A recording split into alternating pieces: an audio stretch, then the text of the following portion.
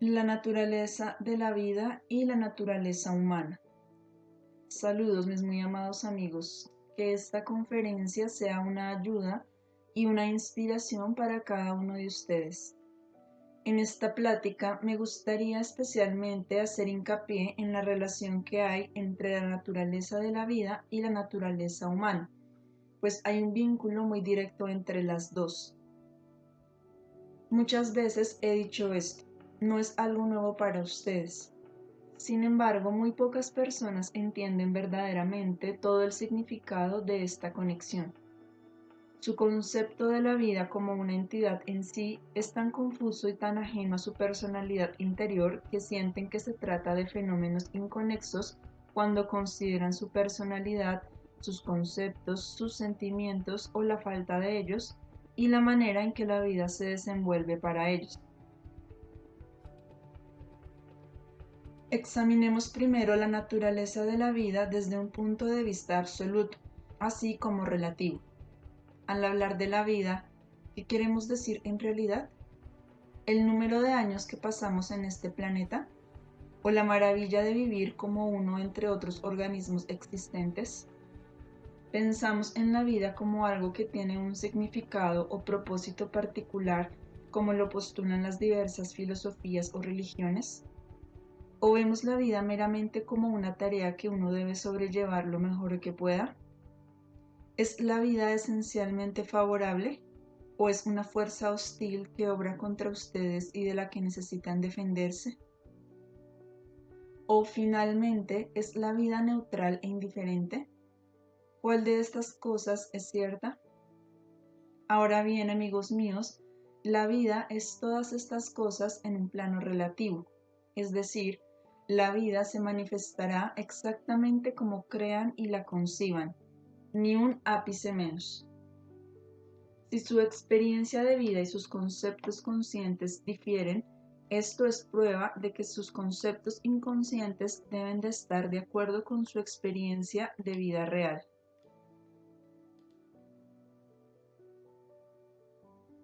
No puedo insistir demasiado en esto, pues constantemente se le trata por encima. Nada puede ser una mejor vara de medir de sus conceptos, actitudes y sentimientos que cómo se manifiesta su vida exterior en cualquier área dada. En el momento en que la correspondencia entre los conceptos y sentimientos hasta ahora inconscientes y la experiencia de vida manifiesta se establece, están mucho más cerca del núcleo de vida dentro de ustedes. Ya no se tropiezan con la ignorancia y la enajenación, en la creencia de que la vida y ustedes son dos factores separados, sin ver que su vida es un efecto directo de sus sentimientos y actitudes que, a su vez, son la suma de sus convicciones secretas acerca de la vida. Descubrir la discrepancia entre sus creencias conscientes e inconscientes siempre debe ser el primer paso en el camino hacia la individualidad completa. Por lo tanto, la naturaleza relativa de la vida es neutral. La vida misma consta de una sustancia sumamente potente, creativa e impresionable que es exactamente tan maleable y moldeable como la sustancia del alma, ya que de hecho son una y la misma cosa. Por lo tanto, cuando un individuo está convencido de que la vida misma es cierta cosa fija e inmutable, la vida resulta ser exactamente eso para este individuo. Esta no es la realidad absoluta de la vida, es la realidad relativa del individuo específico. No hace falta decir que esto no se aplica solo a la definición general de la vida, sino también a todas las creencias en particular dentro de la vida cotidiana práctica de uno. Los límites que uno ve deben parecer reales. Por lo tanto, las reglas que uno establece u obedece ciegamente encuentran su confirmación. No obstante, en el momento en que una persona descubre que estos límites o reglas no constituyen una ley inalterable y pueden cuestionarse, los límites retroceden y se demuestran leyes nuevas, de acuerdo con las nuevas creencias. ¿Cuál es la naturaleza absoluta de la vida en contraposición a esta relativa y moldeable? La respuesta aparecerá cuando se le piense, o más bien se le sienta, hasta llegar a su verdadera esencia. Como la sustancia de la vida es tan moldeable, la naturaleza absoluta de la vida debe ser tan ilimitada como el alcance de la conciencia. De ahí que la vida sea tan ilimitada en sus posibilidades de bien, de desarrollo, de experiencias mayores y más ricas. No es ilimitada en sus posibilidades de mal, ya que el límite se establece cuando la vida cesa, o parece cesar. El final tan temido siempre es no vida. No hay nada más allá de la no vida. Este límite de la no vida podría existir solo en el plano relativo, nunca en el plano absoluto. En el plano absoluto la vida es vida, por lo tanto no puede ser no vida. Así, lo que la humanidad más teme siempre es la no vida en una forma u otra. Volveremos a esto un poco más tarde. Por el momento, concentrémonos en la naturaleza de la vida en el plano absoluto. La conciencia humana es incapaz de concebir las posibilidades que existen de bien, de expansión, de desarrollo, de placer. El ámbito humano es demasiado limitado para esto. Solo las formas de conciencia que han evolucionado más allá del ámbito humano y cuya experiencia de vida es infinitamente mayor, más amplia, más profunda y plena, y limitada en su experiencia creativa y alegría, pueden abrazar los panoramas ilimitados y los conceptos más expansivos. Con todo, la mayor parte de los conceptos humanos son expandibles más allá de su estado actual, de manera que la experiencia humana podría ser infinitamente más rica de lo que es. Cuando los seres humanos sufren de descontento y tensión interna, lo hacen siempre fundamentalmente porque intuyen en lo profundo que es posible más expansión de la que utilizan, y con demasiada frecuencia su búsqueda toma la dirección equivocada. Volvamos ahora nuestra atención a donde es posible ampliar nuestros horizontes, de acuerdo con los potenciales de cada uno de ustedes que siguen este pathwork, para que su vida se vuelva más rica y plena. Para que esto sea posible, deben darles vida a sus sentimientos. En este trabajo y en estas conferencias muchas veces hemos hablado del tema de los sentimientos desde diversos ángulos. Pero cuán extremadamente difícil es para los humanos encontrar siquiera el área sutil y oculta donde desalientan el flujo natural completo de los sentimientos, donde los entumecen deliberadamente. Es generalmente más fácil volverse conscientes de una aparente incapacidad de sentir más, aunque al principio también esto puede taparse con sentimientos falsos.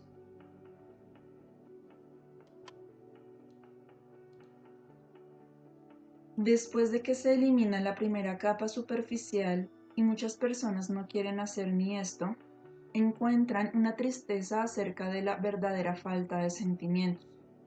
Se sienten como un discapacitado que es distinto de otros, nacido con menos capacidad para experimentar sentimientos ricos y cálidos. Pero esto nunca es así, y siempre hay un nivel más oculto donde el entumecimiento se instituye muy deliberadamente. Cuando descubren esto finalmente, han procedido muy bien en su pathwork. El entumecimiento deliberado ocurre porque creen que la vida es su enemigo, y sus sentimientos afirmadores de la vida los involucrarían profundamente con este temido enemigo. A fin de evitar esto, los sentimientos deben cortarse, superarse y obstaculizarse. En el caso de algunos individuos, esto es cierto solo en ciertos aspectos, mientras que en otros son libres y encuentran una armonía entre sus sentimientos libres y espontáneos y la vida. En el caso de otros, esto constituye una actitud general hacia la vida. Cualquiera que sea el caso, la siguiente situación absurda y paradójica surge en el alma humana. Temen la vida como si fuera su enemigo. Esto les quita su vida.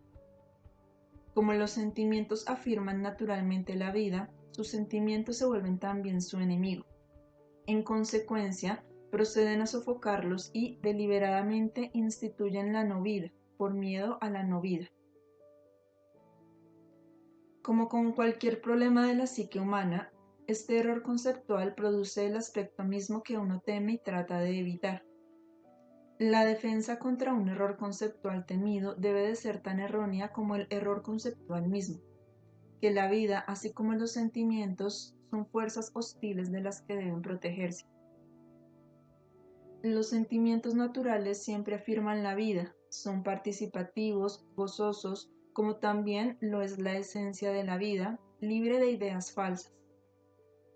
Cualquiera que observe a un niño puede ver esta cualidad natural de participación gozosa y entusiasmo. Solo cuando surgen el dolor, los errores conceptuales y la mala interpretación del dolor se desvía o se detiene por completo el flujo natural. Cuando la vida es esencialmente alegre, también lo son los sentimientos. Cuando la vida es esencialmente positiva, también lo son los sentimientos. Cuando la vida es esencialmente rica y participativa, también lo son los sentimientos naturales cuando no se les falsifica. Allí es obvia la correlación inmediata. En la medida en que las personas se permiten sentir en cualquier área dada de la vida, son valientes, confiados y positivos, y en la medida en que consecuentemente participan con su ser total y llevan a la situación los aspectos más positivos y constructivos de su personalidad, su experiencia en esta área específica será correspondientemente gozosa y positiva. Cuando le tienen miedo a la vida porque sospechan que está contra ustedes, proceden a entumecer sus sentimientos. Como lo he dicho antes, le tienen miedo a la vida porque temen la no vida. Si analizan el miedo escueto a la vida, verán que en realidad es un miedo de lo opuesto. Muchas veces he dicho que las personas que temen la vida inevitablemente temen la muerte y viceversa.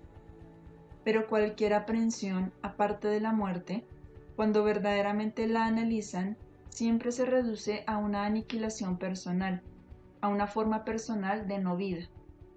Tal vez temen una negación de su dignidad, de su valor esencial, o tal vez una negación de deseos. Sus deseos originales siempre son de una mayor vitalidad. Aunque la forma que toman estos deseos en un ser inmaduro puede ser dañina e irrealizable, su esencia siempre permanece intacta y realizable, con tal de que uno se tome la molestia de cristalizarla. Cualquier miedo es en realidad lo opuesto de la vida en una forma u otra. La lucha entre la aceptación de la vida y el miedo a ella es algo que ocurre en prácticamente todos los seres humanos de este planeta. Solo varía el grado. Existen individuos raros para quienes esta absurda y trágica situación es mucho menos prevalente que para la persona promedio, pero de todos modos existe en un grado menor. De lo contrario, este individuo no adoptaría la forma humana.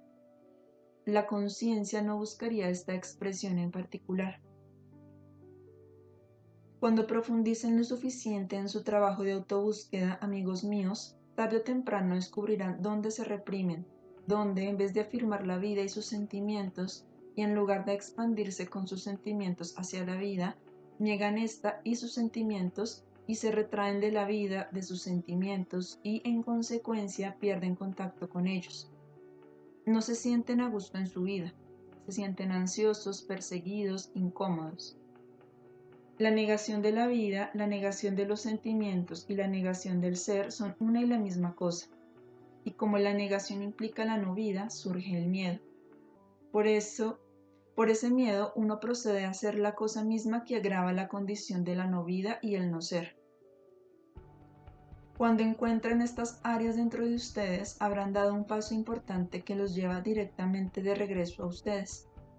Pueden abusar de las muchas posibilidades que existen en esta tierra para explorar los intereses y filosofías humanos y evitar enfrentar donde ustedes y ustedes solos niegan la vida. Con frecuencia, esta evitación está presente en las creencias conscientes de uno, pero a menudo donde la experiencia humana requiere la libertad más directa y espontánea de sentimientos, donde la alegría y la participación son más inmediatas y menos conceptualizables, se resienten a ver su empobrecimiento, de modo que son incapaces de encontrar la suspensión autoinducida. Benditos son aquellos que saben lo que se pierden de la vida y proceden a remediar la situación. ¿En qué área de su vida niegan la vida? ¿Cómo hacen esto? ¿De qué manera tiene lugar la negación? Extrañamente parece doloroso admitir estas negaciones hasta que hayan alcanzado la visión total de ustedes. En el momento en que realmente se vean en el proceso de negación, ya estarán en un proceso más afirmativo, porque ya no se engañarán respecto de sí mismos. A fin de evitar ver la negación del ser, de los sentimientos y de la vida, producen un ser falso y por lo tanto una vida falsa.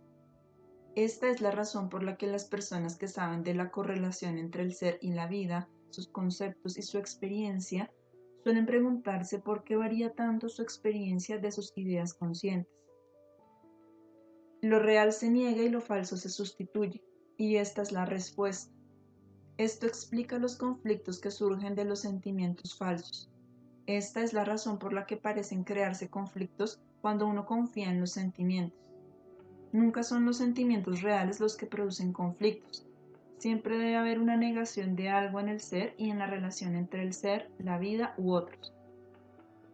Los sentimientos falsos se crean porque nada es tan aterrador como el entumecimiento. Aunque ustedes crearon el entumecimiento para protegerse de los supuestos peligros de la vida, no saben esto y se ven obligados a seguir entumeciendo sus sentimientos reales. Tienen el mismo miedo de despertar sus sentimientos como de la falta de vida de estos. Entonces proceden a crear sentimientos falsos. Estos sentimientos falsos igualan otras ilusiones acerca de su desarrollo espiritual, su carácter, su realización, sus sufrimientos, su estado de felicidad o infelicidad, las reacciones de otras personas a ustedes. Entonces creen que estas reacciones son mejores o peores de lo que realmente son. Ser conscientes de la intención deliberada de entumecer los sentimientos y de la gama de pobreza de los sentimientos constituye un gran paso en la autorrealización, porque lo más difícil para ustedes es penetrar estas ilusiones. La mayoría de las personas preferiría hacer cualquier cosa menos esa. Algunas encuentran ciertas facetas de su autoimagen idealizada, por ejemplo, y se conforman con eso, pues no quieren ver el resto de sus ilusiones, sin las cuales inconscientemente creen que no pueden vivir. Las personas que han llegado al punto donde ya no tienen miedo de hacer frente a cualquier ilusión que tengan son muy afortunadas. Su camino se extiende frente a ellas sin obstáculos. A partir de ahí, el trabajo consiste en construir, pues la destrucción ya ha terminado. Lo que debe derribarse son solo ilusiones, falsedades, nunca la positividad real, la afirmación ni la construcción. Por lo tanto, los que están más confundidos acerca de lo real y lo falso en ellos suelen creer que este patchwork es destructivo o negativo. Debe parecerles así desde el punto de vista de sus ilusiones. Cuando sufren una insatisfacción, titubean y muchas veces luchan para no reconocerla, ya que esto sería reconocer la no vida, admitir la infelicidad o alguna forma de amortecimiento. Esto a su vez los pone cara a cara con el hecho de que temen la vida y huyen de ella y de ustedes mismos. Enfrentar esto los llevaría a dejar de hacerlo, pero tienen demasiado miedo para arriesgarse. Por lo tanto, se quedan en el statu quo y se aferran a una vida ilusoria, pues no son lo suficientemente conscientes de su dolor y desperdicio. No permiten que su voz interior les transmita la conciencia de este dolor. No se arriesgan a hacerlo porque suponen que la realidad última de la vida es negativa, así como temen que la realidad última de ustedes también es negativa. Esto es tan difícil de encarar que lo tapan con ilusiones a las que se aferran. Por lo tanto, cuando penetran la ilusión y por fin ven la negatividad alojada en ustedes, están más cerca de la salvación que quienes se aferran a las teorías falsas acerca de la vida. Falsas porque en su corazón no creen realmente ni en los buenos sentimientos falsos ni en los negativos que producen para evitar la muerte y la nada.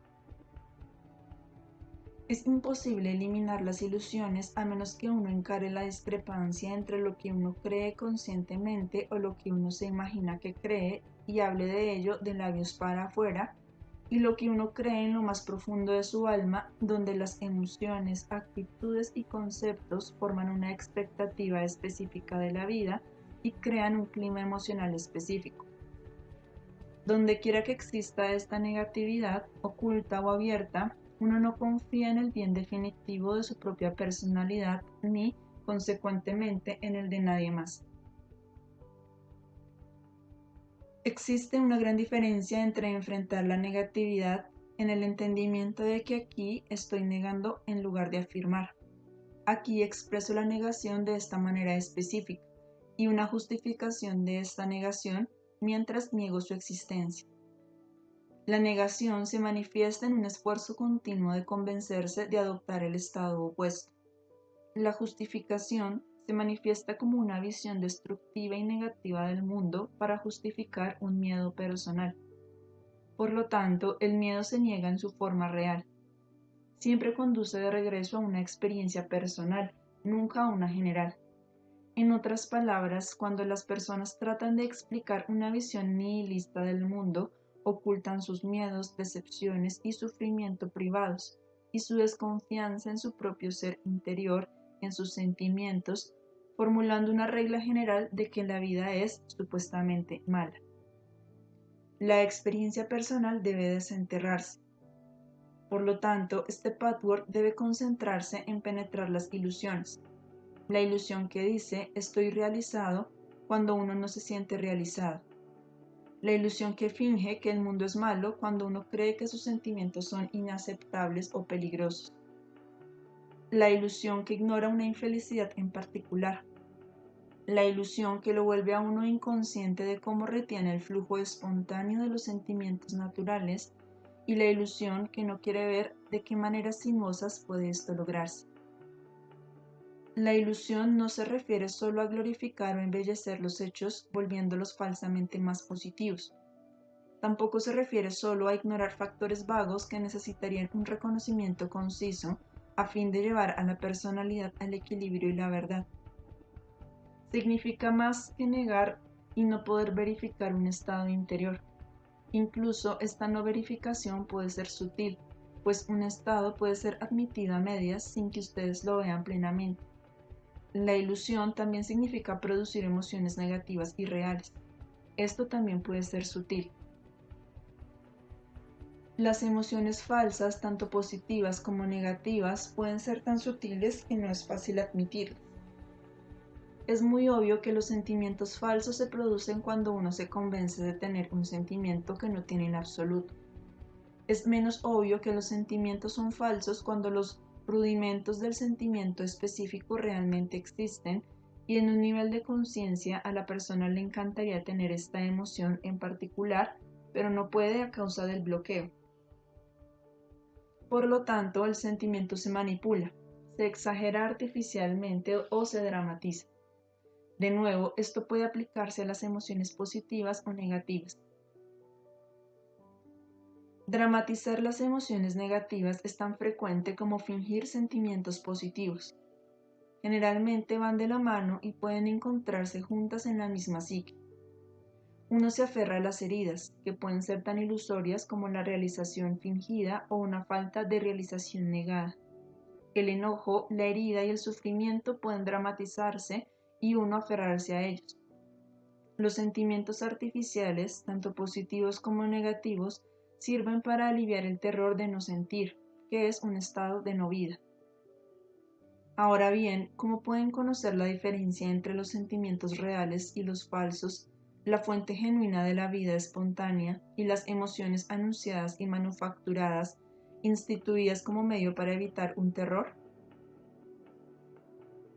Los sentimientos manufacturados siempre son problemáticos. No conllevan ni una iluminación ni una clarificación. No traen paz mental. Son medios para evitar un estado opuesto y por lo tanto deben producir más opuestos, más polos irreconciliables. Por ejemplo, un sentimiento falso de excitación debería repeler el entumecimiento, la monotonía, el aburrimiento. El sentimiento real de vitalidad y energía no evita nada, solo es. Por lo tanto, contiene tanto estimulación como paz. El sentimiento falso no puede combinar opuestos aparentes como la excitación y la paz. Deben parecer opuestos incompatibles que no pueden reconciliarse, de manera que la persona se enfrenta a una opción. Muchas veces alternan entre las dos opciones y van de un extremo al otro, ya que un sentimiento falso crea una falta de libertad, una esclavización a los procesos falsos puestos en marcha. Ya no escoge uno ni la excitación ni la paz. Uno se ve impulsado a escoger las distorsiones. Estar vivo se convierte en una tarea, una empresa difícil que quita la paz. Estar en paz desvitaliza y finalmente termina en susto. Los sentimientos falsos siempre crean problemas en el nivel dualista. Tomemos el ejemplo del amor. El sentimiento falso del amor engendra y resulta en el conflicto de la sumisión y la esclavitud, la pérdida de la dignidad en favor de la cesión, la renuncia a los propios derechos y deseos en favor de los derechos y deseos del ser amado. Así que la salida parece ser negar el amor a fin de mantener intacta la propia individualidad y libertad. Este es el conflicto típico del amor falso, que a su vez se produce porque uno tiene miedo del estado de no vida. Hay muchos otros conflictos y todos ellos son el resultado de los sentimientos falsos. La producción artificial de los sentimientos positivos y negativos es igualmente dañina, pero cada uno engendra diferentes manifestaciones en el nivel práctico. Los sentimientos positivos falsos engendran conflictos irreconciliables. Después de un tiempo, los sentimientos negativos falsos parecen sentimientos negativos reales. Empiezan a envolverlos a ustedes y los involucran tan profundamente que, aunque toda la construcción es inventada, se encuentran incapaces de escapar de ella. Esto sucede a pesar de que saben que ustedes, en cierto sentido, jugaron un juego y deliberadamente construyeron los sentimientos falsos, digamos, de miedo o enojo. Estos sentimientos parecen mantener viva a la psique, por así decirlo. La vitalidad no es vida real, pero parece mejor que el amortecimiento. Aunque se inicia deliberada o juguetonamente, esto se olvida pronto, se aleja y lo que era un enojo o un miedo falsos parecen reales y se vuelven mucho más terroríficos y vehementes que un sentimiento negativo real. Todos ustedes saben que en este plano temporal de existencia sí existen los sentimientos negativos reales, el enojo real, el miedo real, la herida real, pero nunca roban a la persona su paz, por lo menos no durante un tiempo, más allá del propósito inmediato del sentimiento real y específico. Nunca debilitan al individuo, jamás conducen a la persona a una trampa de la que no hay manera de salir. El enojo real puede expresarse, despejar a la atmósfera. El miedo real es una advertencia deliberada que sirve para hacer que el individuo lidie fructíferamente con una situación en particular. Cuando esa situación termina, la persona se ha vuelto más fuerte. No sucede así con las emociones falsas. Una herida real se suaviza y vuelve más sabias a las personas, las hace crecer y expandir sus horizontes. Una herida falsa y dramatizada nunca logrará esto. Cualquier emoción superflua siempre causa el mayor dolor y sufrimiento. Ninguna emoción que se experimente espontánea y honestamente, sin el estorbo del temeroso, desconfiado o astuto ego, puede ser jamás un desperdicio. Solo el entumecimiento de los sentimientos reales y la creación de sentimientos falsos, no importa lo sutiles que sean, es un desperdicio.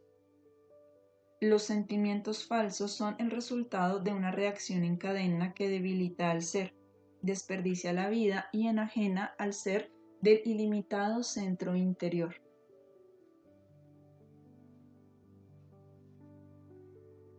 Es esencial, amigos míos, que todos los que trabajan en este camino presten atención a las emociones falsas que inician. Noten que no se preguntan, con una actitud relajada, ¿realmente siento lo que creo que siento? ¿Acaso no lo estoy simulando?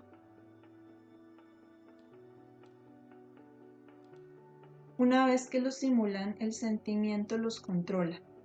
Deben enfrentarse con los mecanismos que niegan la vida natural, de manera que vean realmente cómo contienen los procesos naturales, los sentimientos que quieren fluir de ustedes, de manera bella, viva, íntegra. En vez de ello, por derroche e ignorancia, creen que se protegen al negarlos. Creen que el proceso de la vida no es seguro y que no tiene su propia sabiduría interior. Aquí es donde deben preocuparse por su desarrollo, su crecimiento, su búsqueda. Cuando lleguen a esta área en ustedes, pueden proceder en verdad a abrir la puerta y aprender cómo pueden enfermarse innecesariamente, a veces por un malentendido y muy a menudo, amigos míos, por una malevolencia sutil. La malevolencia viene de heridas que han malinterpretado. Originalmente estaba dirigida a sus padres, pero ahora se manifiesta hacia la vida y hacia cualquier cosa o persona con la que se topan.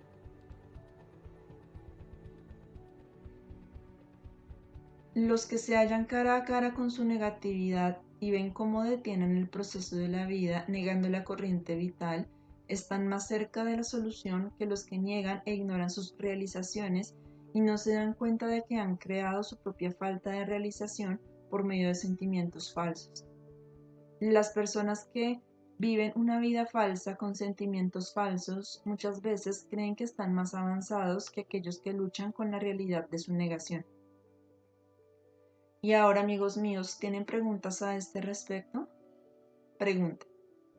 Con respecto al amor no correspondido entre un hombre y una mujer, a veces siento que es suficiente si amo a esta persona, pero a veces no me siento así y me gustaría que mi amor fuera correspondido.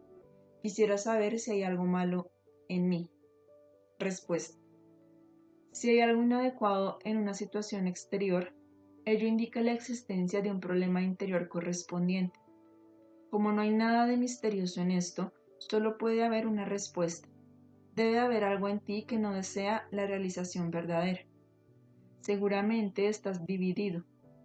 Debe haber una parte en ti que desea mucho los sentimientos, la experiencia de sentirte vivo y vibrante con la belleza de estos sentimientos que solo la experiencia más dinámica en este plano terrenal puede darte. El amor entre un hombre y una mujer. Pero hay otra parte donde le tienes miedo, tal vez por diversas razones. Si no le tuvieras miedo y lo negaras, verdaderamente no te encontrarías en esta situación. Tus sentimientos estarían dirigidos a una persona dispuesta y ansiosa de corresponder. De hecho, sería impensable que tus sentimientos se despertaran y se encendieran en una situación unilateral. Eso en sí indica un área donde hay miedo y una negación de la vida. Puede haber muchas razones para ello. A menudo, en tales casos, las personas encuentran que sí, y cuando sus sentimientos son inesperadamente correspondidos, los suyos propios se enfrían. Cuando no son correspondidos, cuando el otro es inalcanzable, los sentimientos se intensifican y se abren a buscar.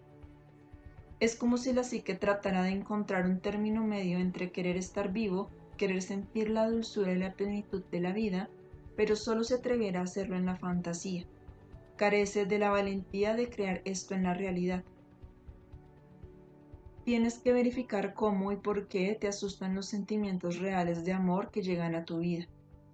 Tienes que comprobar que te sientes más cómodo cuando la realidad es menos estimulante, menos conducente a sentimientos amorosos que la fantasía. Reconoce que estás más tranquilo cuando te sientes menos vivo, en tanto que este sentimiento más intenso te amenaza y te hace dudar de poder lidiar con él. Esta duda resulta de tu renuencia a confiar en tus sentimientos. Pregunta. ¿Cómo puede una persona que tiene una gran dificultad con esos sentimientos manipulados diferenciar entre los sentimientos falsos y los genuinos? Respuesta. La manera más fácil sería expresar todos los días en lo más profundo de la psique el deseo de volverte consciente de ellos, hacer frente al momento en que los sentimientos falsos surjan.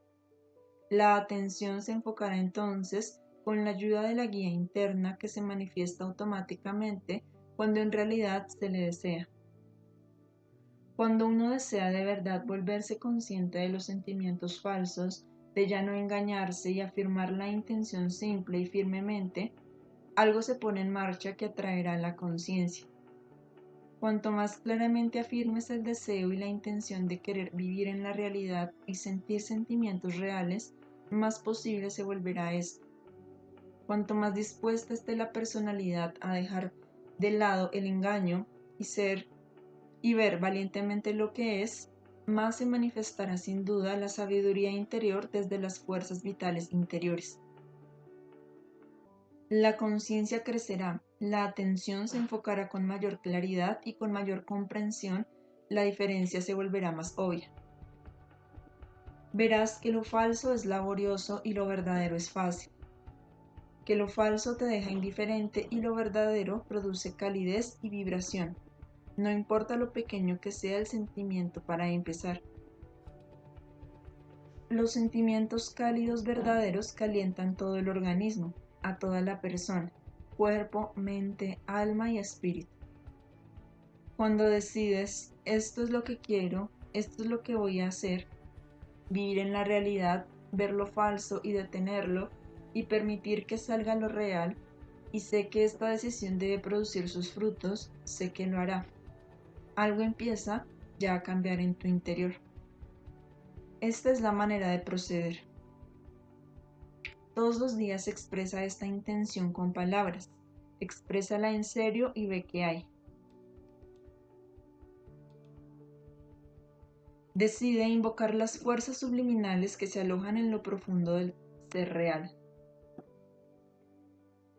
Que esta conferencia les dé un incentivo nuevo para ver lo que es esencial, ver su no vida, pues entonces y solo entonces podrán cobrar vida. Verse en el no sentimiento, entonces y solo entonces podrán manifestarse sus sentimientos reales. Vean esto y vívanlo. Procedan en esta dirección y entonces vivirán su vida con un propósito real. No la vivirán en vano. Debe tener su profunda realización, sin importar lo que exista o no exista en el exterior. Los que viven así viven en la realidad y ésta se adaptará finalmente y se moldeará de una manera completamente nueva. Queden en paz, amigos míos, queden en Dios.